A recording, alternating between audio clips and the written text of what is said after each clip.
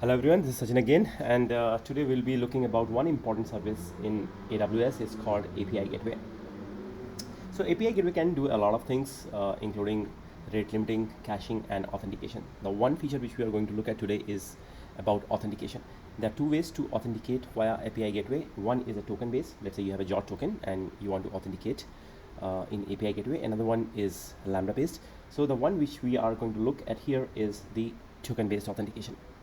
All right, so there is a service called Cognito, which natively integrates with API Gateway, which means API Gateway, if presented with the Cognito token, it can recognize it and give the access to your backend services. So how the overall architecture works. By the way, API Gateway is a regional service, and that's why I'm showing it within a region. So I'm currently in AP Southeast 1 region, which is Singapore region.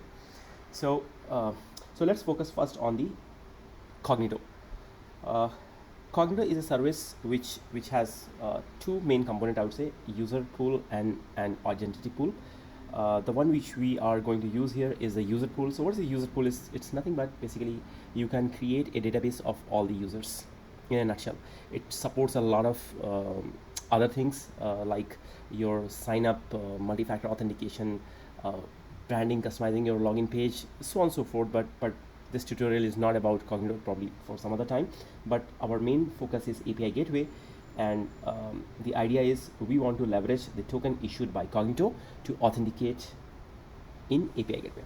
All right, so we have created a user pool over here, and there are currently only two users, admin and user. These are the just two users created in user pool. So once your Cognito is set up and user pool is created, you will internally create a client application. So you will get your client ID and client secret, and basically imagine there is a user. So basically I'm using my local system. I'll show it in a demo very soon, but I have set up an application in my local Mac, and once I get the details from Cognito, like client ID and client secret and other information, I will be setting up a web application over here. So the flow starts from here. As a user, I request auth flow to Cognito, and after successful authentication, I will get a JWT token, right? And from API Gateway, I am having two backend. So the first URL is /admin/me, which goes to the first lambda, and /user/me, it goes to another lambda. And the idea is when I hit API Gateway with /admin/me, it internally calls to this first lambda, and when I am calling /user/me, it will call my second lambda. And the only thing I'm doing is, like, the first call in API Gateway, I am securing it that it should be authorized before making a call to this guy. So if the token which we present in this call, API Gateway will check from Cognito whether it's a valid token or not. If it is not a valid token, it will just say unauthorized. Otherwise it will you will get the successful response from the first lambda. The second call is not authenticated, which means you can directly call it without even presenting a token. So this is a very high level architecture which we are going to see the demo. So let's quickly see it over there. All right, so as we have seen in this architecture, the first part we are going to cover is the Cognito service, the user pool. So I'm in my AWS account, and let's open the Cognito in a new URL. So this is the user pool which we discussed about it. You can go ahead and create a user pool. Because I have already created, I'm just gonna click over here. The main important thing is basically so once you create the user pool, you can go ahead and create the user. So I'm going here, I have created two users over here. Okay, all right, and once you have created the user pool, another thing is to create the client. Go ahead and create the app client from this button, but because I have already created a test app client, I'm gonna just click over here.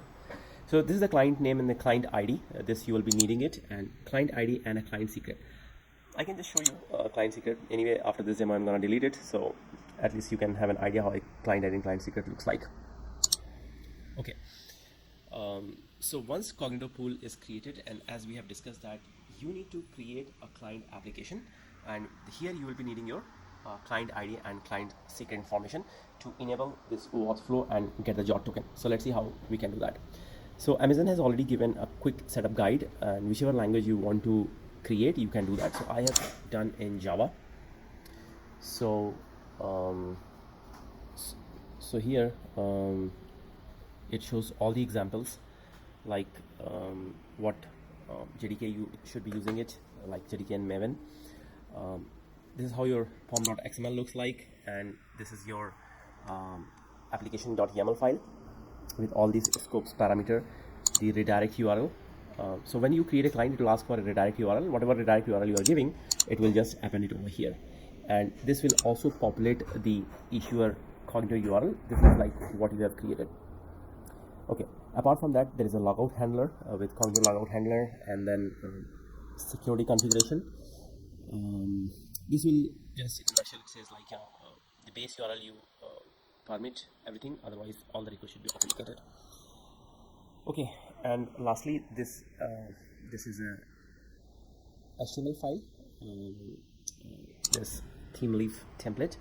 So basically, if you are authenticated, it will show your principal in the page, and if you are like not authenticated, it will just show you a button for the button. And finally, the web configurer, which by default will say that when you hit your the root URL of application, it will just set the view name to home. So basically home.html, which is nothing but this particular file, which will get loaded. So let's see how it works. So this project I have already set up. I'm not committing this project in a GitHub repository, because anyway you can get all the help from here and you can set on your own. I have exactly taken this code and set it up. It's working, except very few minor changes. For me, somehow this customizer.with defaults was not working, and that's why I have replaced this auth to login with this piece of code, where I'm explicitly telling my base URL as login/auth2 callback. So this is one. Another one is because I need a JWT token, which I will be using to pass into API gateway.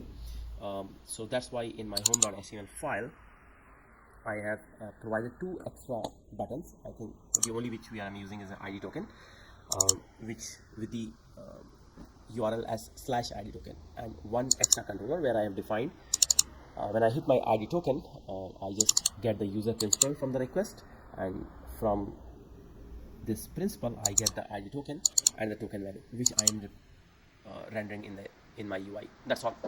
So let's see how it works. I am already here. I'm already started up this application. This is running in background. Okay, so I just open an incognito window, and my application is running on localhost/8080. Okay, AWS Cognito demo app. This is nothing but that's home.html file. AWS Cognito demo app. Alright, login button. So this will take us to Cognito, the one which we have already set up the client application. This is the client ID you can see in the URL, and 2 users which we have created. I'm going to use admin, and the password which I have set up at the time of creating the user. Okay, so after successful authentication, it makes a call to the callback URL, and it's the same HTML file rendered, but this time because it is authenticated, this is the piece of code it is showing. Now all I am looking for is an ID token. So I click ID token, which will, if you observe on the bottom left, it says /ID token. So let me hit that. So in the /ID token, now because I'm already logged in, this will show me my JWT token. If I go to jwt.io, and if I present my token, I can see my key identifier and the issuer and what time it was issued at, and for how long it is valid. So all these configurations, this is valid for 1 hour. If you can see, it's like 11:08:50 Singapore time, and it is valid for midnight 08:50. So exactly 1 hour, and all these things can be set up in your client. You can actually control that. So this is expiry is 16 minutes. You can always edit and change it if required. For demo, this should be sufficient. So that's it. Now we have the JWT token. Now let's see the API gateway. So I'm gonna close this Cognito. this token I am gonna store it in a variable. Okay, so this is a token ending with QAG. Let me quickly verify. Jot.io ending with QAG. Perfect. So it's the same token. All right. Now let's see the API gateway. Now I'll go to API gateway. So this you can create an API. I have already created, so I'm gonna go there. So there are two URLs I have already configured: admin/me, which is a get endpoint, and user/me, which is also a get endpoint. And if you click on it, we will see the integration. So if you just configure over here, this is pointing to my lambda function. So it's just the name of the function. So if you see, even in my lambda, you can see the trigger is API gateway, right? So all it's gonna return is hello from admin lambda.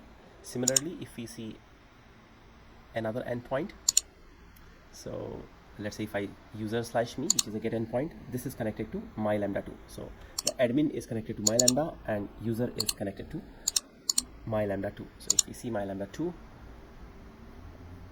it just loads the code. Okay, so it just says hello from user lambda. All right, so we know that admin and user endpoints are their respective lambdas. Now only thing left is like the first route which we have discussed /admin is the only point which we want to authenticate, and leaving the second option, so that could be called without any authentication. So let's see how to do that. So we go to authorization. So if you see the admin me, and if you click on it, that's the only thing which we have authorized it. So if you just see edit authorization, so this is the authorization you can create. Just give it a name. By default I haven't changed this source information. So basically what it says in the request header, the code will come with authorization variable and the issuer URL. So how you're gonna get an issuer URL is basically you can open Cognito and you go to client, for this particular client, and you go to this guide. So this is the one, yeah, this is the issuer URL. So this you can paste it over here, and now the audience, this is nothing but your client ID.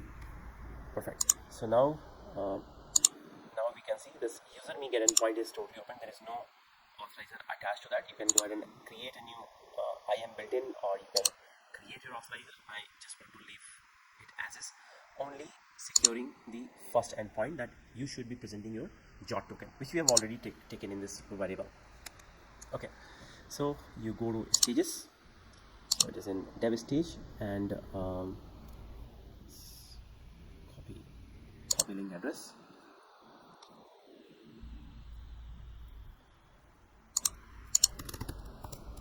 Get factor -k. Okay, because it's an HTTPS endpoint /admin/me. Okay, so this endpoint is unauthorized, it won't let you in.